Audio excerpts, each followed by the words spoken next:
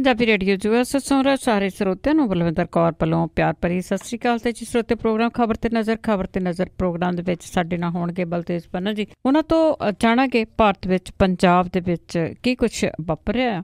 ਖਬਰਾਂ ਤੇ ਨਜ਼ਰ ਮਾਰਾਂਗੇ। ਅੱਜ ਨਵੰਬਰ 14 2017। ਸਭ ਤੋਂ ਪਹਿਲਾਂ ਧੰਨਵਾਦ ਕਰਨਾ ਹੈ ਸਾਡੇ ਸਪੋਂਸਰ ਦਾ ਜਿਨ੍ਹਾਂ ਨੇ ਇਸ ਪ੍ਰੋਗਰਾਮ ਨੂੰ ਸਪੋਂਸਰ ਕੀਤਾ। ਆਪ ਸਭ ਤੱਕ ਪਹੁੰਚਾਇਆ ਜੀ ਖਾਲਸਾ ਇੰਸ਼ੋਰੈਂਸ ਏਜੰਸੀ ਵਾਲੇ ਸੈਨੋਜੇ ਤੋਂ, ਜਿਨ੍ਹਾਂ ਦਾ ਫੋਨ ਨੰਬਰ 4082722500 ਜੋ ਹਰ ਇੱਕ ਤਰ੍ਹਾਂ ਦੀ ਇੰਸ਼ੋਰੈਂਸ ਕਰਦੇ ਨੇ। ਅੱਜ ਕੱਲ੍ਹ ਮੈਡੀਕਲ ਐਪਲੀਕੇਸ਼ਨਸ ਰਿਨਿਊ ਹੋ ਰਹੀਆਂ ਨੇ, ਤੁਸੀਂ ਉਹਨਾਂ ਨੂੰ ਕਾਲ ਕਰ ਸਕਦੇ ਹੋ। ਗੁਰਦੀਪ ਸਿੰਘ ਬਿਰਦੀ ਕਲੋਵਸ, ਅਸ਼ਾਨਜੀਤ ਸਿੰਘ ਕਲੋਟੀ ਜੁਬਾ ਸਿਟੀ, ਸਤਨਾਮ ਸਿੰਘ ਸ਼ੇਰਗਿੱਲ ਸਲਮਾ ਤੋਂ, ਬਹਾਦਰ ਸਿੰਘ ਗਿੱਲ ਪੋਬਲਰ ਤੋਂ, ਸੁੱਚਾ ਸਿੰਘ ਜੀ ਫਰੈਜ਼ਨੋ ਤੋਂ, ਸਰਬਜੀਤ ਸਿੰਘ ਚੋਕਰ ਟਰਲਿਕ ਤੋਂ, Harvinder Singh Samra Yuba City, Surinder Singh Yuba City, Harwant Singh Uppal Yuba City ਤੋਂ ਬਹੁਤ ਬਹੁਤ ਇਹਨਾਂ ਦਾ ਧੰਨਵਾਦ ਕਰਦੇ ਹਾਂ। ਇਸੇ ਦੇ ਨਾਲ ਸਾਡੇ ਅੱਜ ਦੇ ਸਪੋਂਸਰ ਨੇ I&J ਟਰਾਂਸਪੋਰਟੇਸ਼ਨ ਵਾਲੇ, ਜਿਨ੍ਹਾਂ ਨੂੰ ਓਨਰ ਆਪਰੇਟਰਾਂ ਦੀ ਲੋੜ ਆ। ਤੁਸੀਂ ਉਹਨਾਂ ਨੂੰ ਕਾਲ ਕਰ ਸਕਦੇ ਹੋ 9713383264 971 338 3264। ਚੰਗੀ ਤਨਖਾਹ ਦੇਣ ਦਾ ਵਾਅਦਾ ਕਰਦੇ ਨੇ। ਤੁਸੀਂ ਇਹਨਾਂ ਨੂੰ ਕਾਲ ਕਰਕੇ ਇਨਫੋਰਮੇਸ਼ਨ ਲੈ ਸਕਦੇ ਹੋ। ਸਾਡੇ ਨਾਲ ਜੁੜ ਚੁੱਕੇ ਨੇ ਬਲਤੇਜ ਪੰਨਾ ਜੀ। ਸਤਿ ਸ਼੍ਰੀ ਅਕਾਲ, ਸਵਾਗਤ ਹੈ ਜੀ। ਸਤਿ ਸ਼੍ਰੀ ਅਕਾਲ ਜੀ, ਧੰਨਵਾਦ ਜੀ, ਬਹੁਤ ਮਿਹਰਬਾਨੀ। ਅਤੇ ਜੀ ਸਭ ਤੋਂ ਪਹਿਲਾਂ ਆਪਾਂ ਜੱਜ ਰਿਸ਼ਵਤ ਕਾਂਡ ਦੀ ਜੇ ਗੱਲ ਕਰੀਏ ਤਾਂ ਉਸ ਇਨਵੈਸਟੀਗੇਸ਼ਨ ਦੀ ਅਰਜ਼ੀ ਰੱਦ ਹੋਈ। ਇਹ ਬਿਲਕੁਲ ਇਹ ਬੜਾ ਚਰਚਿਤ ਹੋਇਆ ਸੀਗਾ ਜੀ ਪਿਛਲੇ ਦਿਨੀ ਸੁਪਰੀਮ ਕੋਰਟ ਦੇ ਵਿੱਚ ਜੱਜਾਂ ਦੇ ਨਾਂ ਦੇ ਉੱਤੇ ਕਥਿਤ ਤੌਰ ਦੇ ਉੱਤੇ ਰਿਸ਼ਵਤ ਲੈਣ ਦੇ ਕੇਸ ਦੀ ਜਿਹੜੀ ਜੀ ਇਹ ਪਾਈ ਗਈ ਸੀਗੀ ਐਪਲੀਕੇਸ਼ਨ ਕਿ ਇਹ ਇੱਕ ਸਪੈਸ਼ਲ ਇਨਵੈਸਟੀਗੇਸ਼ਨ ਟੀਮ ਤੋਂ ਇਹਦੀ ਜਾਂਚ ਕਰਵਾਈ ਜਾਵੇ। ਇਸ ਐਪਲੀਕੇਸ਼ਨ ਨੂੰ ਖਾਰਜ ਕਰਦਿਆਂ ਹੋਇਆ ਸੁਪਰੀਮ ਕੋਰਟ ਨੇ ਕਿਹਾ ਹੈ ਕਿ ਇਹ ਬਿਲਕੁਲ ਅਪਮਾਨਜਨਕ ਹੈ ਔਰ ਸਰਵਉੱਚ ਅਦਾਲਤ ਨੇ ਬਗੈਰ ਕਿਸੇ ਕਾਰਨ ਦੇ ਇਸ ਸੰਸਥਾ ਦਾ ਜਿਹੜਾ ਅਪਮਾਨ ਕਰਨ ਦੇ ਵਾਸਤੇ ਪਟੀਸ਼ਨ ਪਾਉਣ ਵਾਲੇ ਵਕੀਲਾਂ ਦੇ ਵਿਹਾਰ ਦੀ ਵੀ ਜਿਹੜੀ ਆ ਉਹ ਨਿਖੇਧੀ ਕੀਤੀ ਹੈ। ਸੁਪਰੀਮ ਕੋਰਟ ਨੇ ਕਿਹਾ ਕਿ ਭਾਰਤ ਦੇ ਚੀਫ ਜਸਟਿਸ ਦੇ ਖਿਲਾਫ ਦੋਸ਼ ਲਾਉਂਦਿਆਂ ਇਹ ਪਟੀਸ਼ਨ ਜੁਡੀਸ਼ਰੀ ਦੇ ਵਿੱਚ ਪਾੜਾ ਪਾਉਣ ਲਈ ਦਾਖਲ ਕੀਤੀ ਗਈ ਸੀ ਤੇ ਇੱਕ ਜੱਜ ਨੂੰ ਇਸ ਮਾਮਲੇ ਤੋਂ ਵੱਖ ਕਰਨ ਦੀ ਮੰਗ ਕਰਕੇ ਫੋਰਮ ਨੂੰ ਨਿਸ਼ਾਨਾ ਬਣਾਉਣ ਦਾ ਯਤਨ ਜਿਹੜਾ ਜੀ ਉਹ ਕੀਤਾ ਗਿਆ, ਜਿਹੜਾ ਕਿ ਅਦਾਲਤੀ ਮਾਣਹਾਨੀ ਦੇ ਤੁੱਲ ਹੈ, ਕੰਟੈਂਪਟ ਆਫ ਕੋਰਟ ਹੈ ਉਹਨਾਂ ਨੇ ਇਹ ਕਿਹਾ। ਜਿਹੜੇ ਵਕੀਲ ਕਾਮਨੀ ਜਾਇਸਵਾਲ ਦੇ ਵੱਲੋਂ ਦਾਖਲ ਪਟੀਸ਼ਨ ਖਾਰਜ ਕਰਦਿਆਂ ਹੋਇਆ ਸੁਪਰੀਮ ਕੋਰਟ ਨੇ ਕਿਹਾ ਕਿ ਸੀਨੀਅਰ ਵਕੀਲਾਂ ਸ਼ਾਂਤੀ ਭੂਸ਼ਣ ਤੇ ਪ੍ਰਸ਼ਾਂਤ ਭੂਸ਼ਣ ਨੇ ਨਿਆਂ ਵਿਵਸਥਾ ਤੇ ਭਾਰਤ ਦੇ ਚੀਫ ਜਸਟਿਸ ਦੇ ਖਿਲਾਫ ਬੇਬੁਨਿਆਦ ਦੋਸ਼ ਲਾਏ ਨੇ। ਇਸ ਮਸਲੇ ਦੇ ਉੱਤੇ ਇੱਕ ਜੱਜ ਨੂੰ ਲਾਂਭੇ ਕੀਤੇ ਜਾਣ ਦੀ ਮੰਗ ਦੀ ਆਲੋਚਨਾ ਜਿਹੜੀ ਹੈ ਜੀ ਉਹ ਇਸ ਫੈਸਲੇ ਦੇ ਵਿੱਚ ਕੀਤੀ ਗਈ ਹੈ। ਸੁਪਰੀਮ ਕੋਰਟ ਨੇ ਸੰਵਿਧਾਨਕ ਬੈਂਚ ਨੇ 1991 ਦੇ ਫੈਸਲੇ ਨੂੰ ਦੁਹਰਾਇਆ ਕਿ ਸਰਵਉੱਚ ਅਦਾਲਤ ਜਾਂ ਹਾਈ ਕੋਰਟ ਦੇ ਮੌਜੂਦਾ ਜੱਜ ਖਿਲਾਫ FIR ਦਰਜ ਨਹੀਂ ਕੀਤੀ ਜਾ ਸਕਦੀ ਸੀ। ਇਹ ਬੜੀ ਗਰਮਾ ਗਰਮ ਬਹਿਸ ਜਿਹੜੀ ਹੈ ਜੀ ਉਹ ਹੋਈ ਸੀਗੀ, ਪਰ ਗੱਲ ਜਿਹੜੀ ਹੈ ਜੀ ਕਿਸੇ ਤਣ ਪੱਤਣ ਲੱਗੀ ਨਹੀਂ ਔਰ ਫੈਸਲਾ ਜਿਹੜਾ ਜੀ ਰਾਖਵਾਂ ਰੱਖ ਲਿਆ ਗਿਆ ਸੀਗਾ। ਤੇ ਹੁਣ ਜਿਹੜਾ ਜੀ ਇਹ ਕਿਹਾ ਗਿਆ ਕਿ ਇਸ ਤਰ੍ਹਾਂ ਦੀ ਐਪਲੀਕੇਸ਼ਨ ਹੀ ਨਹੀਂ ਪਾਈ ਜਾ ਸਕਦੀ। ਬਿਲਕੁਲ ਜੀ, ਜਿਹੜੀ ਇਹਨਾਂ ਦੇ ਆਪਣੇ ਅਗੇਂਸਟ ਜਾਂਦੀ ਉਹ ਨਹੀਂ ਪਾਈਆਂ ਜਾ ਸਕਦੀਆਂ। ਤੇ ਅੱਗੇ ਆਪਾਂ ਨੈਸ਼ਨਲ ਗ੍ਰੀਨ ਟ੍ਰਿਬਿਊਨਲ ਦੀ ਜੇ ਗੱਲ ਕਰੀਏ ਤੇ ਉਹਨਾਂ ਨੇ ਦਿੱਲੀ ਸਰਕਾਰ ਨੂੰ ਨਵੀਆਂ ਹਦਾਇਤਾਂ ਦਿੱਤੀਆਂ।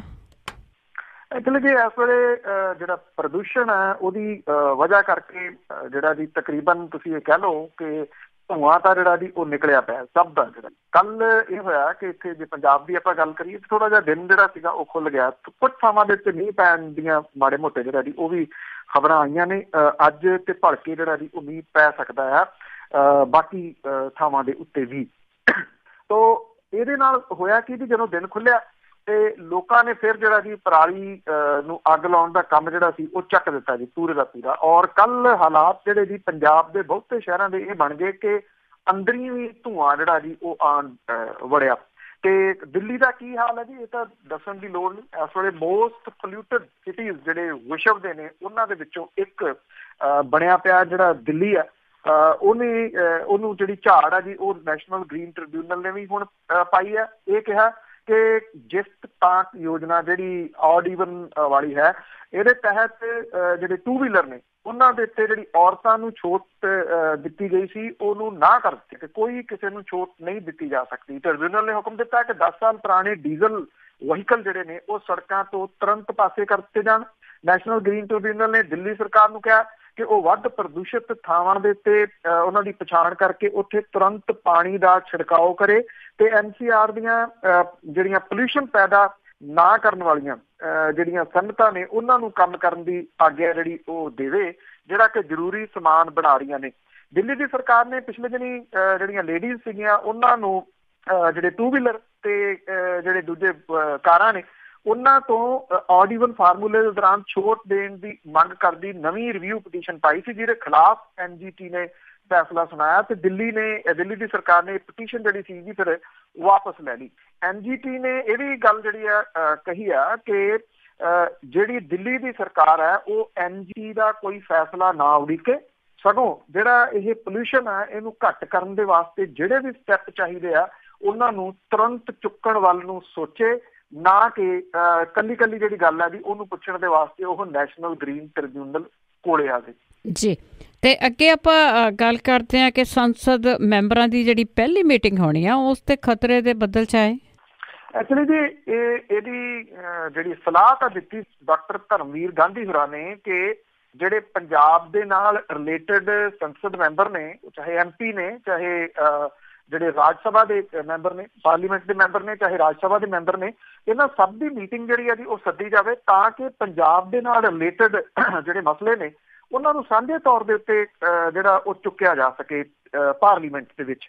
ਪਰ ਪਿਛਲੇ ਦਿਨਾਂ ਦੇ ਵਿੱਚ ਵੀ ਇਹ ਚਰਚਿਤ ਹੋਈ ਸੀ ਮੀਟਿੰਗ, ਜਦੋਂ ਪ੍ਰਤਾਪ ਸਿੰਘ ਬਾਜਵਾ ਹੋਰਾਂ ਨੇ ਇਹ ਜਿਹੜਾ ਦੀ ਮੁੱਦਾ ਉਠਾਇਆ ਸੀਗਾ ਕਿ ਉਹ ਮੀਟਿੰਗ ਦੇ ਵਿੱਚ ਕੈਪਟਨ ਸਾਹਿਬ ਦੇ ਮੂਹਰੇ ਜਿਹੜਾ ਦੀ ਰੱਖਣਗੇ ਕੁਝ ਗੱਲਾਂ ਜਿਹੜੀਆਂ ਚਰਚਿਤ ਰਹੀਆਂ ਨੇ, ਖਾਸ ਤੌਰ ਦੇ ਉੱਤੇ ਕਿ ਕਿਸੇ ਦੇ ਉੱਤੇ ਐਕਸ਼ਨ ਜਿਹੜਾ ਨਾ ਲੈਣਾ। ਕੈਪਟਨ ਸਾਹਿਬ ਨੇ ਉਦੋਂ ਇਹ ਕਿਹਾ ਸੀਗਾ ਜੀ ਕਿ ਕੋਈ ਮੀਟਿੰਗ ਇਹਨਾਂ ਦੀ ਰੱਖੀ ਨਹੀਂ ਗਈ, ਜਦੋਂ ਕਿ ਪ੍ਰਤਾਪ ਸਿੰਘ ਬਾਜਵਾ ਹੋਰੀ ਕਹਿੰਦੇ ਸੀਗੇ ਕਿ ਇਸ ਤਰ੍ਹਾਂ ਦੀ ਮੀਟਿੰਗ ਰੱਖੀ ਗਈ ਆ, ਉਹਦੀ ਤਰੀਕ ਜ਼ਰੂਰ ਬਦਲੀ ਗਈ ਆ। ਹੁਣ ਇਹ ਅੱਜ ਦੀ 15 ਤਰੀਕ ਦੀ ਜਿਹੜੀ ਆ ਉਹ ਹੈ, ਪਰ ਇਹਦੇ ਉੱਤੇ ਖਤਰੇ ਦੇ ਬੱਦਲ ਜਿਹੜੇ ਆ ਜੀ ਉਹ ਛਾ ਰਹੇ ਆ। ਉਹਦਾ ਕਾਰਨ ਜਿਹੜਾ ਜੀ ਪ੍ਰਮੁੱਖ ਇਹ ਆ ਕਿ ਇਹਦੇ ਵਿੱਚ ਕੈਪਟਨ ਅਮਰਿੰਦਰ ਸਿੰਘ ਹੋਰੀ ਇਸ ਮੀਟਿੰਗ ਦੀ ਪ੍ਰਧਾਨਗੀ ਨਹੀਂ ਕਰ ਰਹੇ। ਉਹਨਾਂ ਨੇ ਡਿਊਟੀ ਲਾਤੀ ਜਿਹੜੇ ਸਿਹਤ ਮੰਤਰੀ ਬ੍ਰਹਮ ਮਹਿੰਦਰਾ ਹੋਰਾਂ ਦੀ।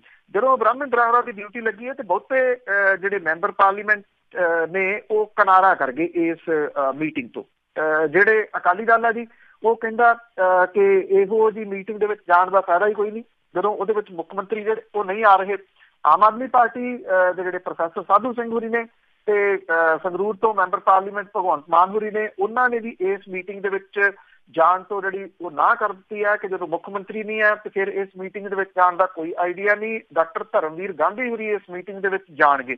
ਉਹ ਕਹਿੰਦੇ ਸੀ ਚਾਹੇ ਮੁੱਖ ਮੰਤਰੀ ਇਹਨੂੰ ਐਡਰੈਸ ਕਰਨ ਜਾਂ ਨਾ ਕਰਨ, ਪਰ ਉਹ ਜਾਣਗੇ ਕਿਉਂਕਿ ਅਸਲ ਦੇ ਵਿੱਚ ਉਹਨਾਂ ਦਾ ਜਾਣਾ ਇਸ ਕਰਕੇ ਵੀ ਬਣਦਾ ਕਿ ਉਹਨਾਂ ਨੇ ਇਸ ਇਸ਼ੂ ਨੂੰ ਉਠਾਇਆ ਸੀਗਾ। ਦੂਜੇ ਪਾਸੇ ਪ੍ਰਤਾਪ ਸਿੰਘ ਬਾਜਵਾ ਜਿਹੜੇ ਲਗਾਤਾਰ ਇਸ ਮੀਟਿੰਗ ਦੇ ਵਾਸਤੇ ਆਸਵੰਦ ਸਨ ਕਿ ਉਹਨਾਂ ਨੂੰ ਮੌਕਾ ਮਿਲੂਗਾ ਗੱਲ ਉਠਾਉਣ ਦਾ, ਉਹ ਵੀ ਬੈਕਅਪ ਜਿਹੜੀ ਆ ਉਹ ਕਰਕੇ ਉਹ ਕਹਿੰਦੇ ਕਿ ਜਦੋਂ ਮੁੱਖ ਮੰਤਰੀ ਨਹੀਂ ਆ ਰਹੇ ਤੇ ਮੈਂ ਉਸ ਮੀਟਿੰਗ ਦੇ ਵਿੱਚ ਨਹੀਂ ਜਾਣਾ। ਜਿਹੜੇ ਬਿੱਟੂ ਨੇ, ਰਵਨੀਤ ਬਿੱਟੂ, ਉਹ ਕਿਸੇ ਜਗ੍ਹਾ ਤੇ ਬਿਜ਼ੀ ਹੋਣ ਕਰਕੇ ਇਸ ਮੀਟਿੰਗ ਦੇ ਵਿੱਚ ਨਹੀਂ ਆ ਰਹੇ। ਜਿਹੜੇ ਕਾਂਗਰਸ ਦੇ ਪ੍ਰਧਾਨ ਨੇ, ਪੰਜਾਬ ਪ੍ਰਦੇਸ਼ ਕਾਂਗਰਸ ਦੇ ਪ੍ਰਧਾਨ ਨੇ ਜਾਖੜ ਸਾਹਿਬ, ਉਹ ਇਸ ਮੀਟਿੰਗ ਦੇ ਵਿੱਚ ਜ਼ਰੂਰ ਜਾ ਰਹੇ ਨੇ, ਹਾਲਾਂਕਿ ਉਹਨਾਂ ਨੇ ਅਜੇ ਜਿਹੜੀ ਇਹਦੀ ਸਹੁੰ ਚੁੱਕਣੀ ਆ ਮੈਂਬਰ ਪਾਰਲੀਮੈਂਟ ਦੇ ਵਜੋਂ ਗੁਰਦਾਸਪੁਰ ਤੋਂ ਜਿਹੜੇ ਪਿਛਲੇ ਦਿਨੀ ਚੁਣੇ ਗਏ ਆ। ਸੋ ਇਹ ਮੀਟਿੰਗ ਜਿਹੜੀ ਆ ਜੀ ਇਹਦਾ ਕੀ ਇਹਦੇ ਵਿੱਚੋਂ ਮਾਇਨਾ ਨਿਕਲੂਗਾ, ਲੱਗਦਾ ਨਹੀਂ ਕੋਈ ਬਹੁਤਾ ਜਿਹੜਾ ਜੀ ਉਹ ਨਿਕਲੂਗਾ। ਕੁਛ ਨਿਕਲਣ ਦੇ ਇਹ ਵੀ ਹੋ ਸਕਦਾ ਜੀ ਕਿ ਇਹ ਮੀਟਿੰਗ ਜਿਹੜੀ ਹੈ ਜੀ ਉਹਦੇ ਉੱਤੇ ਖਤਰੇ ਦੇ ਬੱਦਲ ਜਿਵੇਂ ਮੰਡਰਾ ਰਹੇ ਆ ਕਿ ਇਹ ਕੈਂਸਲ ਹੀ ਹੋ ਜਾਏ। ਜੇ ਕੈਂਸਲ ਨਹੀਂ ਵੀ ਹੁੰਦੀ ਤਾਂ ਉਹਦੇ ਵਿੱਚ ਜੇ ਮੈਕਸਿਮਮ ਜਿਹੜੇ 13 ਤਾਂ ਜਿਹੜੇ ਜੀ ਉਹ ਲੋਕ ਸਭਾ ਦੇ ਮੈਂਬਰ ਨੇ, ਉਹਨਾਂ ਦੇ ਵਿੱਚੋਂ ਜੇ 3 ਵੀ ਨਾ ਪਹੁੰਚੇ ਤੇ ਰਾਜ ਸਭਾ ਦੇ ਮੈਂਬਰਾਂ ਦੇ ਵਿੱਚੋਂ ਜਿਹੜਾ ਜੀ ਉਹ ਕੋਈ ਨਾ ਪਹੁੰਚਿਆ ਤੇ ਫਿਰ ਇਸ ਮੀਟਿੰਗ ਦੇ ਕੋਈ ਮਾਇਨੇ ਨਹੀਂ ਰਹਿ ਜਾਣੇ ਜੀ। ਇਹ ਅੱਜ ਮੀਟਿੰਗ ਰੱਖੀ ਗਈ ਆ, ਲੱਕੀ ਇਹਦੇ ਵਿੱਚ ਕਿੰਨੇ ਕੁ ਜਾਣੇ ਜਿਹੜੇ ਆ ਜੀ ਉਹ ਪਹੁੰਚਦੇ ਆ ਜੀ। ਤੇ ਅੱਗੇ ਆਪਾਂ ਗੱਲ ਕਰਦੇ ਹਾਂ, ਖੱਟੜ ਦੀ ਮੀਟਿੰਗ ਹੋਣੀ ਸੀਗੀ ਨਾਲ, ਅਮਰਿੰਦਰ ਸਿੰਘ ਦੀ ਹੋਣੀ ਸੀ ਤਾਂ ਕੇਜਰੀਵਾਲ ਦੇ ਨਾਲ, ਪਰ ਕੇਜਰੀਵਾਲ ਤੇ ਖੱਟੜ ਤੇ ਮੀਟਿੰਗ ਕਰ ਰਹੇ ਆ ਪਰ ਅਮਰਿੰਦਰ ਸਿੰਘ ਫਿਰ ਗੈਰ ਹਾਜ਼ਰ ਰਹਿਣਗੇ। ਬਿਲਕੁਲ ਜੀ, ਐਕਚੁਅਲੀ ਇਹ ਮੁੱਦਾ ਫਿਰ ਉਹੀ ਹੈ ਜੀ ਸਮੌਗ ਵਾਲਾ, ਔਰ ਇਹ ਜਿਹੜੇ ਮੁੱਦੇ ਦੇ ਉੱਤੇ ਅਰਵਿੰਦ ਕੇਜਰੀਵਾਲ ਹੋਰਾਂ ਨੇ ਪਿਛਲੇ ਦਿਨਾਂ ਤੋਂ ਲਗਾਤਾਰ ਜਿਹੜਾ ਜੀ ਉਹ ਕੋਸ਼ਿਸ਼ ਕੀਤੀ ਕਿ ਜਿਹੜੇ ਤਿੰਨੇ ਰਾਜਾਂ ਦੇ ਮੁੱਖ ਮੰਤਰੀ ਨੇ ਉਹ ਇਕੱਠੇ ਹੋ ਕੇ ਇਸ ਮਾਮਲੇ ਦੇ ਉੱਤੇ ਕੋਈ ਯੋਜਨਾ ਉਲੀਕਣ ਤੇ ਇਕੱਠੇ ਹੋ ਕੇ ਸੈਂਟਰ ਦੇ ਕੋਲੇ ਜਿਹੜਾ ਜੀ ਉਹ ਪ੍ਰੈਸ਼ਰ ਬਣਾਉਣ ਤੇ ਜਿਹੜਾ ਇਹ ਸਮੌਗ ਹੈ, ਪਰਾਲੀ ਵਾਲਾ ਜਿਹੜਾ ਇਸ਼ੂ ਆ, ਇਹਦੇ ਉੱਤੇ ਕੋਈ ਨਾ ਕੋਈ ਹੱਲ ਕੱਢਿਆ ਜਾ ਸਕੇ ਔਰ ਇਹ ਹੱਲ ਇਸ ਤਰ੍ਹਾਂ ਦਾ ਹੋਵੇ ਜਿਹਦੇ ਨਾਲ ਜਾਨਾਂ ਜਿਹੜੀਆਂ ਮਨੁੱਖੀ ਜਾਨਾਂ ਨੇ ਉਹ ਬਚਾਈਆਂ ਜਾ ਸਕਣ, ਜਿਨ੍ਹਾਂ ਦੇ ਉੱਤੇ ਬਹੁਤ ਵੱਡਾ ਖਤਰਾ ਮੰਡਰਾ ਰਿਹਾ ਹੈ। ਅੱਜ ਅਰਵਿੰਦ ਕੇਜਰੀਵਾਲ ਹੋਰੀ ਇੱਥੇ ਚੰਡੀਗੜ੍ਹ ਦੇ ਵਿੱਚ ਆ ਰਹੇ ਨੇ। ਜਿਹੜੇ ਹਰਿਆਣੇ ਦੇ ਮੁੱਖ ਮੰਤਰੀ ਨੇ ਮਨੋਹਰ ਲਾਲ ਖੱਟਰ, ਉਹਨਾਂ ਨੇ ਪਿਛਲੇ ਦਿਨ ਜਿਹੜਾ ਲਿਖਿਆ ਸੀਗਾ ਕਿ ਦੱਸੋ ਮੀਟਿੰਗ ਕਿੱਥੇ ਕਰਨੀ ਹੈ, ਮੈਂ ਮੀਟਿੰਗ ਦੇ ਵਾਸਤੇ ਤਿਆਰ ਹਾਂ। ਇਹ ਅੱਜ ਜਿਹੜੀ ਮੀਟਿੰਗ ਹੈ ਦਿੱਲੀ ਦੇ ਮੁੱਖ ਮੰਤਰੀ ਤੇ ਹਰਿਆਣੇ ਦੇ ਮੁੱਖ ਮੰਤਰੀ ਜਿਹੜੇ ਆ ਉਹਨਾਂ ਦੇ ਵਿਚਾਲੇ ਹੋ ਰਹੀ ਹੈ। ਕੈਪਟਨ ਅਮਰਿੰਦਰ ਸਿੰਘ ਹੋਰਾਂ ਨੇ ਇਸ ਮੀਟਿੰਗ ਤੋਂ ਪੱਲਾ ਜਿਹੜਾ ਜੀ ਉਹ ਝਾੜ ਲਿਆ। ਉਹਨਾਂ ਨੇ ਇਹ ਗੱਲ ਕਹੀ ਕਿ ਇਸ ਮੀਟਿੰਗ ਦਾ ਕੋਈ ਫਾਇਦਾ ਨਹੀਂ। ਉਹਨਾਂ ਨੇ ਕਿਹਾ ਕਿ ਅਰਵਿੰਦ ਕੇਜਰੀਵਾਲ ਹੋਰੀ ਇਸ ਮੁੱਦੇ ਦੇ ਉੱਤੇ ਜਿਹੜਾ ਜੀ ਸਿਰਫ ਸਿਆਸਤ ਕਰ ਰਹੇ ਆ। ਉਹਨਾਂ ਕਿਹਾ ਕਿ ਇਹਦਾ ਹੱਲ ਜਿਹੜਾ ਜੀ ਉਹ ਸੈਂਟਰ ਦੀ ਸਰਕਾਰ ਦੇ ਕੋਲੇ ਆ, ਇਸ ਕਰਕੇ ਮੇਰਾ ਮੀਟਿੰਗ ਜਿਹੜਾ ਜੀ ਉਹ ਕਰਨ ਦਾ ਕੋਈ ਤਰਕ ਨਹੀਂ ਬਣਦਾ ਅਰਵਿੰਦ ਕੇਜਰੀਵਾਲ ਹੋਰਾਂ ਦੇ ਵਾਸਤੇ। ਉਹਨਾਂ ਨੇ ਕਿਹਾ ਕਿ ਇਸ ਸਮੱਸਿਆ ਨੂੰ ਹੱਲ ਕਰਨ ਦੇ ਵਿੱਚ ਉਹ ਫੇਲ ਰਹੇ ਆ ਤੇ ਅੱਗੋਂ ਵੀ ਬਿਆਨਬਾਜ਼ੀ ਕਰਕੇ ਜਿਹੜਾ ਜੀ ਉਹ ਡੰਗ ਟਪਾਉਣਾ ਚਾਹੁੰਦੇ ਆ। ਤੋ ਇਸ ਕਰਕੇ ਇਹ ਜਿਹੜੀ ਮੀਟਿੰਗ ਆ ਪੰਜਾਬ ਦੇ ਮੁੱਖ ਮੰਤਰੀ ਦੇ ਨਾਲ ਤਾਂ ਨਹੀਂ ਹੋ ਰਹੀ, ਦਿੱਲੀ ਤੇ ਹਰਿਆਣੇ ਦੇ ਮੁੱਖ ਮੰਤਰੀ ਅੱਜ ਜ਼ਰੂਰ ਮਿਲ ਰਹੇ ਆ ਜੀ। ਪਤਾ ਨਹੀਂ ਕੈਪਟਨ ਸਾਹਿਬ ਮਿਲਦੇ ਕਿਹਨੂੰ ਆ, ਬਸ ਇਸੇ ਤਰ੍ਹਾਂ ਗਾਇਬ ਹੀ ਰਹਿੰਦੇ ਆ। ਤੇ ਅੱਗੇ ਆਪਾਂ ਪੰਜਾਬੀ ਦੇ ਸਾਈਨ ਬੋਰਡਾਂ ਦੀ ਜੇ ਗੱਲ ਕਰੀਏ ਤੇ ਪੰਜਾਬ ਦੇ ਵਿੱਚ ਜਦ ਲੰਘਦੇ ਹਾਈਵੇ ਤੇ ਹਿੰਦੀ ਦੇ ਬੋਰਡ ਲੱਗ ਗਏ ਸੀ ਤਾਂ ਬੜਾ ਰੌਲਾ ਪਿਆ ਸੀਗਾ ਤੇ ਉਸਨੂੰ ਜੋ ਜੱਦੋਜਹਿਦ ਕੀਤੀ ਸੀਗੀ ਹੁਣ ਪੰਜਾਬੀ ਦੇ ਵਿੱਚ ਤੇ ਇੰਗਲਿਸ਼ ਦੇ ਵਿੱਚ ਹੀ ਸਾਈਨ ਬੋਰਡ ਲੱਗਣਗੇ। ਬਿਲਕੁਲ ਜੀ, ਜਿਨ੍ਹਾਂ ਨੇ ਵਿਰੋਧ ਕੀਤਾ ਸੀ ਉਹ ਤਾਂ ਅਜੇ ਵੀ ਜੇਲ੍ਹ 'ਚ ਨੇ ਔਰ ਉਹਨਾਂ ਦੇ ਉੱਤੇ ਕੇਸ ਜਿਹੜਾ ਜੀ ਉਹ ਪਾਇਆ ਗਿਆ ਸੀਗਾ ਸਰਕਾਰੀ ਜਿਹੜੀ ਪ੍ਰਾਪਰਟੀ ਆ ਉਹਨੂੰ ਨੁਕਸਾਨ ਪਹੁੰਚਾਉਣ ਦਾ। ਉਹ ਹੋਰ ਵੀ ਕੁਝ ਮਾਮਲਿਆਂ ਦੇ ਵਿੱਚ ਜਿਹੜਾ ਜੀ ਬਾਅਦ 'ਚ ਫਸ ਗਏ ਫੋਨ ਵਾਲੇ, ਜਿਹਦੇ 'ਚ ਜਿਹੜੀ ਮਾਲਵਾ ਯੂਥ ਫੈਡਰੇਸ਼ਨ ਆ ਉਹਦੇ ਪ੍ਰਧਾਨ ਲੱਖਾ ਸਿਧਾਣਾ ਤੇ ਬਠਿੰਡਾ ਦੀ ਪੁਲਿਸ ਨੇ ਬਾਬਾ ਹਰਦੀਪ ਸਿੰਘ ਦੇ ਖਿਲਾਫ ਜਿਹੜਾ ਜੀ ਇਹ ਕੇਸ ਦਰਜ ਕਰ ਲਿਆ ਸੀਗਾ। ਕੁਝ ਹੋਰ ਵੀ ਬੰਦੇ ਨਾਮਜ਼ਦ ਕੀਤੇ ਗਏ ਸੀਗੇ। ਇਹ ਵਿਰੋਧ ਹੀ ਸੀਗਾ ਜੀ ਕਾਲਖ ਜਿਹੜੀ ਪੋਤਨ ਵਾਲਾ, ਜਿਹਦੀ ਵਜ੍ਹਾ ਕਰਕੇ ਇਹ ਗਲਤੀ ਜਿਹੜੀ ਆ ਉਹ ਸੁਧਾਰੀ ਗਈ ਆ ਔਰ 31 ਦਸੰਬਰ ਤੱਕ ਇਹ ਕੰਮ ਜਿਹੜਾ ਜੀ ਮੁਕੰਮਲ ਹੋਊਗਾ। ਬਠਿੰਡਾ ਅੰਮ੍ਰਿਤਸਰ ਨੈਸ਼ਨਲ ਹਾਈਵੇ ਜਿਹੜਾ ਜੀ ਇਹਦੇ ਉੱਤੇ ਜਿਹੜੇ ਨਵੇਂ ਸਾਈਨ ਬੋਰਡ ਲੱਗਣਗੇ ਉਹਦੇ ਉੱਤੇ ਪੰਜਾਬੀ ਭਾਸ਼ਾ ਜਿਹੜੀ ਆ ਉਹ ਉੱਪਰ ਲਿਖੀ ਜਾਊਗੀ ਔਰ ਨਵੇਂ ਸਾਈਨ ਬੋਰਡ ਜਿਹੜੇ ਨੇ ਇਹਦੇ ਵਿੱਚ ਇੱਕ ਭਾਸ਼ਾ ਉਹ ਨਹੀਂ ਦਿਸੂਗੀ, ਉਹ ਹਿੰਦੀ ਹੈ ਔਰ ਨਵੇਂ ਸਾਈਨ ਬੋਰਡਾਂ ਦੇ ਵਿੱਚ ਪੰਜਾਬੀ ਉੱਪਰ ਤੇ ਅੰਗਰੇਜ਼ੀ ਜਿਹੜੀ ਹੈ ਜੀ ਉਹ। ਰਾਜਸਥਾਨ ਦੇ ਵਿੱਚ ਨਵੇਂ ਸਾਈਨ ਬੋਰਡ ਜਿਹੜੇ ਨੇ ਜੀ ਉਹ ਬਣ ਰਹੇ ਨੇ। 31 ਦਸੰਬਰ ਤੱਕ ਪੁਰਾਣੇ ਸਾਈਨ ਬੋਰਡ ਜਿਹੜੇ ਸਾਰੇ ਉਹ ਚੇਂਜ ਕਰ ਦਿੱਤੇ ਜਾਣਗੇ। ਲੋਕ ਨਿਰਮਾਣ ਵਿਭਾਗ ਨੇ ਜਿਹੜਾ ਜੀ ਸੜਕ ਜਿਹੜੀ ਉਸਾਰਨ ਵਾਲੀ ਕੰਪਨੀ ਹੈ ਉਹਦੇ ਅਧਿਕਾਰੀਆਂ ਦੇ ਨਾਲ ਮੀਟਿੰਗ ਕੀਤੀ, ਜਿਹਦੇ ਵਿੱਚ ਨਵੇਂ ਸਾਈਨ ਬੋਰਡ ਸਿਰਫ ਪੰਜਾਬੀ ਤੇ ਅੰਗਰੇਜ਼ੀ ਭਾਸ਼ਾ ਦੇ ਵਿੱਚ ਲਿਖਣ ਦੇ ਹੁਕਮ ਜਿਹੜੇ ਆ ਜੀ ਉਹ ਦਿੱਤੇ ਗਏ ਸੀਗੇ। ਅਸਲ ਦੇ ਵਿੱਚ ਰੌਲਾ ਉਦੋਂ ਪਿਆ ਸੀਗਾ ਜੀ ਜਦੋਂ ਸਭ ਤੋਂ ਉੱਪਰ ਜਿਹੜੀ ਦੂਜੇ ਨੰਬਰ ਤੇ ਇੰਗਲਿਸ਼ ਤੇ ਥੱਲੇ ਪੰਜਾਬੀ, ਤੀਜੇ ਨੰਬਰ ਦੇ ਉੱਤੇ ਜਿਹੜੀ ਹੈ ਜੀ ਉਹ ਪੰਜਾਬੀ ਕਰ ਦਿੱਤੀ ਗਈ ਸੀ ਔਰ ਪਹਿਲਾਂ ਥੋੜਾ ਬਹੁਤਾ ਰੌਲਾ ਰੱਪਾ ਪੈਂਦਾ ਰਿਹਾ, ਕੁਛ ਨਹੀਂ ਹੋਇਆ। ਪਰ ਜਦੋਂ ਇਹਦੇ ਉੱਤੇ ਕਾਲਖ ਜਿਹੜੀ ਸੀ ਉਹ ਪੁੱਤਣੀ ਸ਼ੁਰੂ ਹੋਈ ਤਾਂ ਜਿਹੜਾ ਜੀ ਇੱਕਦਮ ਜਿਹੜਾ ਲੋਕ ਨਿਰਮਾਣ ਵਿਭਾਗ ਸੀਗਾ ਉਹ ਉੱਠਿਆ। ਫਿਰ ਜਿਹੜੀ ਕੰਪਨੀ ਸੀ ਉਹਦੇ ਨਾਲ ਗੱਲ ਕੀਤੀ ਗਈ। ਇੱਕ ਗੱਲ ਜ਼ਰੂਰ ਹੈ, ਜਿਹੜੇ ਪੰਜਾਬੀ ਪ੍ਰੇਮੀ ਨੇ ਉਹ ਲਗਾਤਾਰ ਇਸ ਗੱਲ ਦੀ ਮੰਗ ਕਰ ਰਹੇ ਆ ਕਿ ਜੇ ਕੰਪਨੀ ਨੇ ਆਪਣੀ ਗਲਤੀ ਮੰਨ ਲਈ, ਸਾਈਨ ਬੋਰਡ ਚੇਂਜ ਹੋ ਰਹੇ ਆ, ਫਿਰ ਇਹ ਕੀ ਤੁਕ ਬਣਦੀ ਆ ਕਿ ਉਹ ਲੋਕਾਂ ਦੇ ਉੱਤੇ ਕੇਸ ਜਿਹੜੇ ਆ ਉਹ ਨਿਰੰਤਰ ਜਾਰੀ ਰਹਿਣ।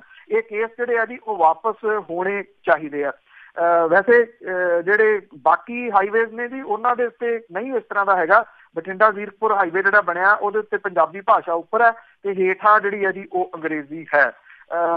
ਜਦੋਂ ਹੁਣ ਇਹ ਸਾਰਾ ਕੁਝ ਹੋ ਗਿਆ ਜੀ ਤੇ ਮੇਰਾ ਖਿਆਲ ਜਿਹੜੇ ਪੰਜਾਬੀ ਪ੍ਰੇਮੀ ਨੇ ਉਹਨਾਂ ਨੂੰ ਦੁਬਾਰਾ ਦਬਾਓ ਜਿਹੜਾ ਜੀ ਇਸ ਗੱਲ ਦੇ ਵਾਸਤੇ ਜ਼ਰੂਰ ਬਣਾਉਣਾ ਚਾਹੀਦਾ ਕਿ ਜਿਨ੍ਹਾਂ ਲੋਕਾਂ ਦੇ ਉੱਤੇ ਮਾਮਲੇ ਦਰਜ ਹੋਏ ਆ ਕਿਤੇ ਉਹਨਾਂ ਨੂੰ ਵਿਸਾਰ ਨਾ ਦੇਣ ਦੀ ਲੋਕ, ਕਿ ਉਹਨਾਂ ਦੀ ਵਜ੍ਹਾ ਕਰਕੇ ਹੀ ਇਹ ਜਿਹੜਾ ਜੀ ਸਾਰਾ ਕੁਝ ਹੋਇਆ। ਜਿਨ੍ਹਾਂ ਨੇ ਵਿਰੋਧ ਕੀਤਾ ਠੀਕ ਹੈ, ਉਹਨਾਂ ਦੇ ਵਿਰੋਧ ਕਰਨ ਦੇ ਤਰੀਕੇ ਦੇ ਉੱਤੇ ਕਿੰਤੂ ਪਰੰਤੂ ਹੋ ਸਕਦੇ ਆ, ਪਰ ਉਹਦੇ ਵਿੱਚ ਉਹਨਾਂ ਦਾ ਕੋਈ ਨਿੱਜੀ ਮਫਾਦ ਤਾਂ ਨਹੀਂ ਸੀ ਜੀ।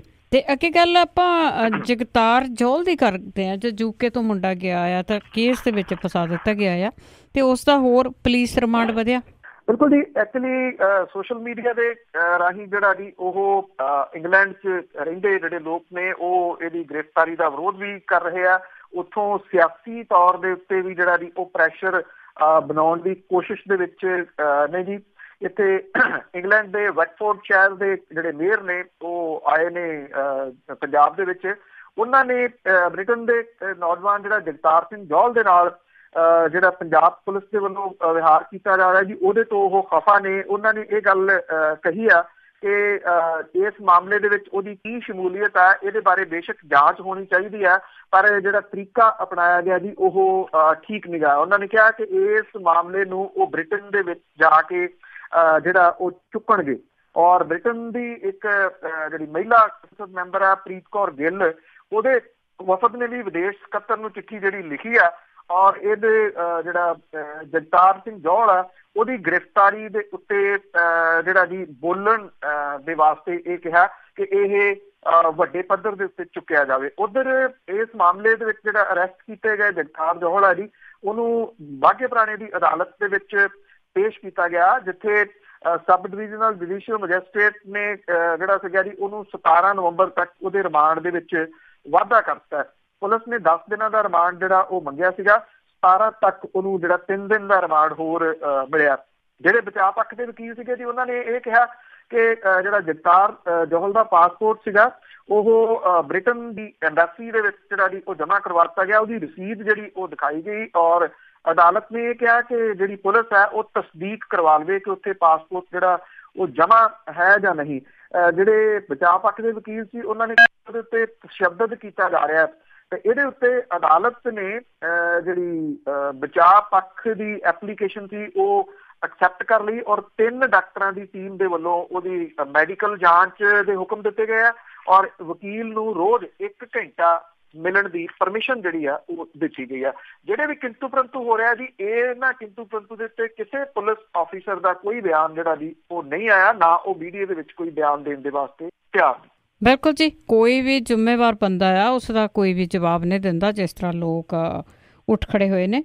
ਤੇ ਅੱਗੇ ਆਪਾਂ ਗੱਲ ਕਰਦੇ ਹਾਂ ਜੀ ਬੈਂਸ ਭਰਾਵਾਂ ਦੀ। ਸੈਕਟਰੀਏਟ ਦੇ ਮੂਹਰੇ ਉਹਨਾਂ ਨੇ ਧਰਨਾ ਲਾਇਆ, ਕੀ ਮੰਗਾਂ ਸੀ? ਐਕਚੁਅਲੀ ਜੀ ਧਰਨਾ ਇੱਕ ਘੱਟ ਇਹਦੇ ਵਿੱਚ ਤਾਂ ਕਰਕੇ ਵਿਧਾਇਕ ਪਹੁੰਚੇ ਜੀ ਕਿ ਉੱਥੇ ਇਹ ਧਰਨਾ ਜੇ ਉਹ ਕਹਿ ਕੇ ਲਾਉਂਦੇ ਤਾਂ ਲਾਉਣ ਨਹੀਂ ਸੀ ਦਿੱਤਾ ਜਾਣਾ ਜਿਹੜਾ ਪ੍ਰਸ਼ਾਸਨ ਦੇ ਵੱਲੋਂ, ਪਰ ਇਹ ਜਿਹੜਾ ਸੀਗਾ ਸੁਰੱਖਿਆ ਅਮਲੇ ਨੂੰ ਜਿਹੜਾ ਜੀ ਉਹਨਾਂ ਦੀਆਂ ਅੱਖਾਂ 'ਚ ਘੱਟਾ ਪਾ ਕੇ ਜਿਹੜਾ ਜੀ ਇਹ ਪੰਜਾਬ ਸੈਕਟਰੀਏਟ ਦੇ ਮੁੱਖ ਗੇਟ ਦੇ ਮੂਹਰੇ ਪਹੁੰਚਣ 'ਚ ਸਫਲ ਹੋ ਗਏ। ਇਹਦੇ 'ਚ ਲੋਕ ਇਨਸਾਫ ਪਾਰਟੀ ਦੇ ਵਿਧਾਇਕ ਸਿਮਰਜੀਤ ਸਿੰਘ ਬੈਂਸ ਤੇ ਬਲਵਿੰਦਰ ਸਿੰਘ ਬੈਂਸ ਜਿਹੜੇ ਸੀਗੇ ਜੀ, ਔਰ ਆਮ ਆਦਮੀ ਪਾਰਟੀ ਦੇ 3 ਵਿਧਾਇਕ ਜਿਹੜੇ ਸੀਗੇ ਉਹ ਇੱਥੇ ਪਹੁੰਚ ਗਏ ਔਰ ਉਹਨਾਂ ਨੇ ਜਿਹੜਾ ਜੀ ਸੂਬੇ ਦੇ ਪਾਣੀਆਂ ਦੀ ਲੁੱਟ ਰੋਕਣ ਦੀ ਮੰਗ ਜਿਹੜੀ ਉਹ ਕੀਤੀ। ਬੈਂਸ ਭਰਾਵਾਂ ਨੇ ਪਿਛਲੇ ਹਫ਼ਤੇ ਪੰਜਾਬ ਦੇ ਮੁੱਖ ਸੈਕਟਰੀ ਜਿਹੜੇ ਨੇ ਕਰਨ ਅਵਤਾਰ ਸਿੰਘ ਉਹਨਾਂ ਨੂੰ ਮੈਮੋਰੰਡਮ ਦੇ ਕੇ ਇਹ ਕਿਹਾ ਸੀਗਾ ਕਿ ਜੇ ਪੰਜਾਬ ਵਿਧਾਨ ਸਭਾ ਵਿੱਚ ਪਾਸ ਹੋਏ ਮਤੇ ਦੇ ਤਹਿਤ ਸੂਬੇ ਦੇ ਦਰਿਆਵਾਂ ਦੇ ਹੋਰ ਸੂਬਿਆਂ ਵਿੱਚ ਸਪਲਾਈ ਹੋਏ ਪਾਣੀ ਦੀ ਕਰੋੜਾਂ ਰੁਪਏ ਦੀ ਵਸੂਲੀ ਤੁਰੰਤ ਨਾ ਕੀਤੀ ਤਾਂ ਉਹ ਚੰਡੀਗੜ੍ਹ ਦੇ ਵਿੱਚ ਧਰਨਿਆਂ ਦੀ ਲੜੀ ਜਿਹੜੀ ਹੈ ਜੀ ਉਹ ਸ਼ੁਰੂ ਕਰਨਗੇ। ਆਮ ਆਦਮੀ ਪਾਰਟੀ ਦੇ ਵਿਧਾਇਕ ਤੇ ਵਿਰੋਧੀ ਧਿਰ ਦੇ ਆਗੂ ਸੁਖਪਾਲ ਸਿੰਘ ਖਹਿਰਾ ਔਰ ਇਹਦੇ ਨਾਲ ਅਮਨ ਅਰੋੜਾ ਤੇ ਕਮਰ ਸੰਧੂ ਵੀ ਬੈਂਸ ਭਰਾਵਾਂ ਦੇ ਨਾਲ ਜਿਹੜਾ ਜੀ ਉਹ ਉੱਥੇ ਪਹੁੰਚ ਗਏ। ਇਹ ਤਕਰੀਬਨ 1 ਘੰਟਾ ਜਿਹੜਾ ਸੀ ਉਹ ਧਰਨਾ ਲਾ ਕੇ ਬੈਠੇ ਰਹੇ। ਪੁਲਿਸੀਆਂ ਨੇ ਜਾਂ ਜਿਹੜੀਆਂ ਸੁਰੱਖਿਆ ਏਜੰਸੀਆਂ ਸੀ ਉਹਨਾਂ ਨੇ ਉਠਾਉਣ ਦਾ ਉਹਨਾਂ ਨੂੰ ਯਤਨ ਨਹੀਂ ਕੀਤਾ। ਜਿਹੜੇ ਸਿਮਰਜੀਤ ਬੈਂਸ ਨੇ ਉਹਨਾਂ ਨੇ ਇਹ ਕਿ ਵਿਧਾਨ ਸਭਾ ਦੇ ਵਿੱਚ ਪਾਸ ਹੋਏ ਮਤੇ ਦੇ ਉੱਤੇ ਅਜੇ ਤੱਕ ਮੁੱਖ ਮੰਤਰੀ ਜਾਂ ਸਰਕਾਰ ਨੇ ਜਿਹੜੀ ਅਜੇ ਕੋਈ ਕਾਰਵਾਈ ਨਹੀਂ ਕੀਤੀ। ਉਹਨਾਂ ਨੇ ਕਿਹਾ ਕਿ ਰਾਜਸਥਾਨ ਦੇ ਕੋਲੋਂ ਜਿਹੜੀ ਬਣਦੀ ਰਕਮ ਹੈ ਜਿਹੜੀ 1500 ਕਰੋੜ ਤੋਂ ਉੱਪਰ ਦੀ ਹੈਗੀ ਆ, ਇਹ ਵਸੂਲੀ ਜਾਣੀ ਚਾਹੀਦੀ ਸੀ। ਉਹਨਾਂ ਨੇ ਕਿਹਾ ਕਿ ਜਦੋਂ ਤੱਕ ਪੰਜਾਬ ਸਰਕਾਰ 3 ਰਾਜਾਂ ਤੋਂ ਪਾਣੀ ਦਾ ਪੈਸਾ ਜਿਹੜਾ ਉਹ ਵਸੂਲਣ ਦੇ ਵਾਸਤੇ ਬਿੱਲ ਨਹੀਂ ਭੇਜਦੀ, ਉਹ ਮੁੱਖ ਮੰਤਰੀ ਦੀ ਕੋਠੀ ਅੱਗੇ ਹਰ ਹਫ਼ਤੇ ਜਿਹੜਾ ਜੀ ਉਹ ਧਰਨਾ ਲਾਉਣਗੇ ਜੀ। ਤੇ ਅਖੀਰ ਦੇ ਵਿੱਚ ਆਪਾਂ ਗੱਲ ਕਰਦੇ ਹਾਂ ਕਿ ਪਿਛਲੇ 10 ਸਾਲਾਂ ਦੇ ਵਿੱਚ ਜਦੋਂ ਪਹਿਲੀ ਸਰਕਾਰ ਸੀਗੀ, ਪਤਾ ਨਹੀਂ ਕਿੰਨੇ ਕਰੋੜ ਆ ਜਿਹੜੇ ਉਹ ਪੰਜਾਬ ਦੇ ਗਾਇਬ ਹੋ ਗਏ ਜੋ ਸਰਕਾਰ ਨੇ, ਕੇਂਦਰ ਸਰਕਾਰ ਨੇ ਦਿੱਤੇ ਸੀਗੇ। ਪਰ ਜਿਹੜੀ ਹੁਣ ਦੀ ਸਰਕਾਰ ਆ ਇਹਨਾਂ ਨੂੰ ਕੁਛ ਲੱਭ ਹੀ ਨਹੀਂ ਰਿਹਾ ਕਿ ਇਹ ਪੈਸੇ ਕਿੱਥੇ ਗਏ ਕਿੱਥੇ ਨਹੀਂ, ਨਾ ਇਹ ਲੱਭਣ ਦੀ ਕੋਸ਼ਿਸ਼ ਕਰ ਹੀ ਰਹੇ ਆ। ਜਿਸ ਤਰ੍ਹਾਂ ਮੰਗਲ ਗ੍ਰਹਿ ਤੇ ਚਲੇ ਗਿਆ, ਤੋਤੇ ਹੋਣੀ ਵੈਸੇ ਹੀ ਉੱਡ ਗਏ ਆ। ਤੇ ਇਸੇ ਤਰ੍ਹਾਂ ਇੱਕ ਹੋਰ ਸੰਸਥਾ NSS ਦੇ 12 ਕਰੋੜ ਦੇ ਫੰਡ ਹੈ ਉਹ ਵੀ ਗਾਇਬ।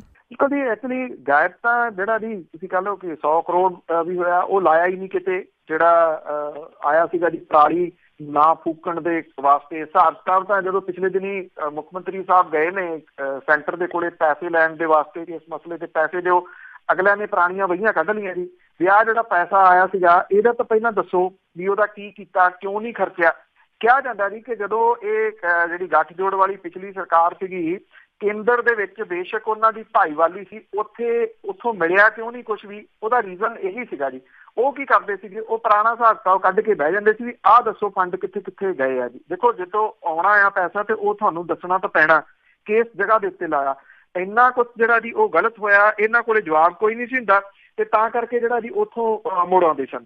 ਹੁਣ ਇਹ ਕੇਂਦਰ ਸਰਕਾਰ ਦੇ ਵੱਲੋਂ ਪੰਜਾਬ ਦੇ ਵਿੱਚ NSS ਦੀ ਭੇਜਿਆ 12 ਕਰੋੜ ਰੁਪਈਆ ਗਾਇਬ ਹੋ ਗਿਆ ਜੀ। ਜਿਹਦੇ ਤੋਂ ਬਾਅਦ ਕੇਂਦਰ ਨੇ ਹੋਰ ਪੈਸੇ ਦੇਣੇ ਇਸ ਫੰਡ ਦੇ ਵਾਸਤੇ ਬੰਦ ਕਰਤੇ ਆ ਜੀ। ਇਹਦੇ ਨਾਲ ਪੰਜਾਬ ਦੇ ਕਰੀਬ 2 ਲੱਖ NSS ਵਲੰਟੀਅਰ ਜਿਹੜੇ ਨੇ ਉਹਨਾਂ ਨੂੰ ਇਹਦਾ ਖਮਿਆਜ਼ਾ ਭੁਗਤਣਾ ਪੈ ਰਿਹਾ। ਅਕਾਲੀ ਭਾਜਪਾ ਗੱਠਜੋੜ ਸਰਕਾਰ ਦੇ ਸਮੇਂ 5 ਸਾਲ ਪਹਿਲਾਂ NSS ਲਈ 12 ਕਰੋੜ ਰੁਪਏ ਦੇ ਫੰਡ ਆਏ ਸੀਗੇ। ਇਹ ਕੇਂਦਰੀ ਫੰਡ ਪੰਜਾਬ ਦੇ ਖਜ਼ਾਨੇ 'ਚ ਪਹੁੰਚ ਗਏ, ਪਿੱਛੋਂ ਯੁਵਕ ਸੇਵਾਵਾਂ ਵਿਭਾਗ ਦੇ ਕੋਲੇ ਨਹੀਂ ਪਹੁੰਚੇ। ਕੇਂਦਰ ਸਰਕਾਰ ਦੇ ਵੱਲੋਂ 5 ਵਰ੍ਹਿਆਂ ਤੋਂ ਫੰਡਾਂ ਦਾ ਹਿਸਾਬ ਮੰਗਿਆ ਜਾ ਰਿਹਾ। ਸੂਬਾ ਸਰਕਾਰ ਜਿਹੜੀ ਹੈ ਜੀ ਉਹ ਪੱਲਾ ਨਹੀਂ ਫੜਾ ਰਹੀ। ਕੇਂਦਰ ਸਰਕਾਰ ਨੇ NSS ਲਈ ਨਵੇਂ ਪੈਸੇ ਦੇਣੇ ਬੰਦ ਕਰਤੇ ਆ ਤੇ ਪੰਜਾਬ ਸਰਕਾਰ ਦਾ ਖਜ਼ਾਨਾ ਜਿਹੜਾ ਜੀ ਉਹ ਖਾਲੀ ਆ, ਜਿਹਦੇ ਕਰਕੇ ਪੰਜਾਬ ਦੇ ਸਕੂਲਾਂ ਕਾਲਜਾਂ ਦੇ ਵਿੱਚ NSS ਜਿਹੜੀਆਂ ਗਤੀਵਿਧੀਆਂ ਨੇ ਉਹ ਬਿਲਕੁਲ ਠੱਪ ਹੋ ਗਈਆਂ ਨੇ। ਔਰ ਹਰ ਸਾਲ NSS ਲਈ ਕਰੀਬ 7 ਕਰੋੜ ਰੁਪਏ ਸਾਲਾਨਾ ਖਰਚੇ ਜਾਂਦੇ ਸੀਗੇ। ਔਰ ਇਹ ਪਹਿਲਾਂ ਕੇਂਦਰੀ ਸਪਾਂਸਰਡ ਸਕੀਮ ਸੀ, ਜਿਹਦੇ ਵਿੱਚ ਪੰਜਾਬ ਸਰਕਾਰ ਵੀ ਆਪਣੀ ਹਿੱਸੇਦਾਰੀ ਪਹੁੰਚ ਰਹੀ ਹੈ। 2 ਸਾਲਾਂ ਤੋਂ ਇਹ ਨਿਰੋਲ ਕੇਂਦਰੀ ਸਕੀਮ ਬਣ ਗਈ, ਭਾਵ ਕਿ ਪੰਜਾਬ ਸਰਕਾਰ ਨੇ ਇਹਦੇ ਵਿੱਚ ਪੈਸਾ ਨਹੀਂ ਪਾਉਣਾ ਹੁੰਦਾ। ਕੇਂਦਰ ਸਰਕਾਰ ਹੁਣ ਇਹ ਪੈਸਾ ਜਾਰੀ ਨਹੀਂ ਕਰ ਰਹੀ, ਜਦੋਂ ਕਿ ਬਾਕੀ ਸੂਬਿਆਂ ਨੂੰ ਇਹ ਫੰਡ ਜਿਹੜੇ ਆ ਜੀ ਉਹ ਮਿਲ ਰਹੇ ਆ। ਉਹ ਕਹਿੰਦੇ ਜੀ ਕਿ ਪਹਿਲਾਂ ਉਹ ਦੱਸੋ 12 ਕਰੋੜ ਰੁਪਈਆ ਕਿੱਥੇ ਆ, ਉਹ ਕਿੱਥੇ ਗਿਆ, ਕਿਵੇਂ ਗਾਇਬ ਹੋਇਆ। ਕੇਂਦਰ ਸਰਕਾਰ ਪੁਰਾਣਾ ਹਿਸਾਬ ਕਿਤਾਬ ਮੰਗ ਰਹੀ ਆ, ਸੂਬੇ ਦੀ ਸਰਕਾਰ ਦੇ ਕੋਲੇ 12 ਕਰੋੜ ਦਾ ਕੋਈ ਹਿਸਾਬ ਕਿਤਾਬ ਨਹੀਂ ਗਾ, ਜਿਹਦੇ ਕਰਕੇ ਕੇਂਦਰ ਦੀ ਸਰਕਾਰ ਦੇ ਵੱਲੋਂ ਨਵਾਂ ਪੈਸਾ ਜਿਹੜਾ ਜੀ ਉਹ ਜਾਰੀ ਨਹੀਂ ਕੀਤਾ ਜਾ ਰਿਹਾ। ਜਿਹੜਾ ਇਹ ਕਿਹਾ ਜਾ ਰਿਹਾ ਜੀ ਕਿ ਸਰਕਾਰ ਨੇ ਜਿਹੜਾ ਜੀ ਨਸ਼ਿਆਂ ਦੇ ਖਿਲਾਫ ਜਿਹੜੀ ਮੁਹਿੰਮ ਛੇੜੀ ਸੀ, ਜਵਾਨੀ ਨੂੰ ਬਚਾਉਣ ਦੀ ਗੱਲ ਕਹੀ ਸੀ, ਪਰ ਦੂਜੇ ਪਾਸੇ ਇਹ NSS ਸਕੀਮ ਜਿਹੜੀ ਆ ਜੀ ਉਹ 5 ਸਾਲਾਂ ਤੋਂ ਠੱਪ ਪਈ ਆ ਜਿਹੜੀ ਜੀ ਉਹ ਇਸ ਕਰਕੇ ਕਿ ਦੇਖੋ ਦੱਸਣਾ ਤਾਂ ਪੈਣਾ ਕਿ 12 ਕਰੋੜ ਰੁਪਈਆ ਕਿੱਥੇ ਗਿਆ, ਜਦੋਂ ਉਹਦਾ ਕੋਈ ਜਵਾਬ ਹੀ ਨਹੀਂ ਹੈਗਾ ਤੇ ਅੱਗੋਂ ਫੰਡ ਬੰਦ ਕਰਨ ਨੂੰ ਗਲਤ ਨਹੀਂ ਠਹਿਰਾਇਆ ਜਾ। ਬਿਲਕੁਲ ਜੀ, ਖਾਣ ਵਾਲੇ ਵੀ ਉਹੋ ਜਿਹੇ ਤੇ ਲੱਭਣ ਵਾਲੇ ਵੀ ਉਹੋ ਜਿਹੇ ਆ। ਬਹੁਤ ਬਹੁਤ ਧੰਨਵਾਦ ਬਲਤੇਜ ਪੰਨੂ ਜੀ। ਮਿਹਰਬਾਨੀ ਜੀ, ਧੰਨਵਾਦ ਜੀ, ਸਤਿ ਸ਼੍ਰੀ ਅਕਾਲ। ਸਤਿ ਸ਼੍ਰੀ ਅਕਾਲ ਜੀ। ਤੇ ਸਰੋਤੇ ਸਨ ਬਲਤੇਜ ਪੰਨੂ ਜੀ ਸਾਡੇ ਨਾਲ ਜੁੜਦੇ ਨੇ। ਹੁਣ ਇਸੇ ਦੇ ਨਾਲ ਅੱਜ ਦਾ ਬੁਲਟਨ ਇੱਥੇ ਹੀ ਸਮਾਪਤ। ਹੁਣ ਬਲਵਿੰਦਰ ਕੌਰ ਵੱਲੋਂ ਆਪ ਸਭ ਨੂੰ ਹੀ ਪਿਆਰ ਭਰੀ ਸਤਿ ਸ਼੍ਰੀ ਅਕਾਲ।